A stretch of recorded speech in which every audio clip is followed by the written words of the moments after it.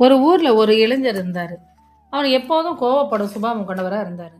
ஒரு முறை அவரது நண்பர் அவரிடம் ஆணிகள் நிரம்பிய பையை கொடுத்து, "நீ எப்பொழுதெல்லாம் கோவப்படுகிறாயோ, அப்பொழுதெல்லாம் ஒரு ஆணியை எடுத்து இந்த சுவற்றில் அடிக்கவும்" அப்படின்னு சொன்னாரு.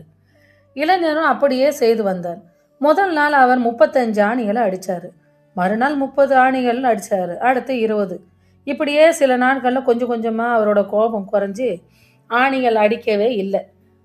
அத அவனது நண்பர் பார்த்து பெருமைப்பட்டாரு. அவனை முழுவதும் திருத்த ஆசைப்பட, அவனிடம் அடித்த ஆணிகளை பிடுங்கச் சொன்னார். இளைஞனும் அப்படியே செய்தாரு. அங்க அடிச்ச ஆணிகளெல்லாம் ஒவ்வொன்னா பிடுங்கி எடுத்துட்டாரு. அத பார்த்த அவர் நண்பர் அவரிடம் சொன்னார்.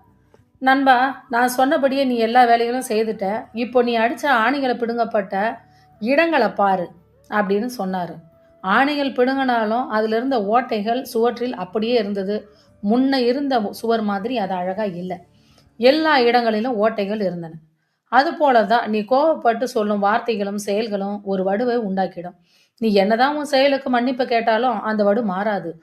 நீ வார்த்தைகள் எல்லாம் உண்டாக்கும் வடுவிற்கும், செயல்களுக்கும் உண்டாக்கும் வடுவிற்கும் எந்த வித்தியாசமும் இல்ல.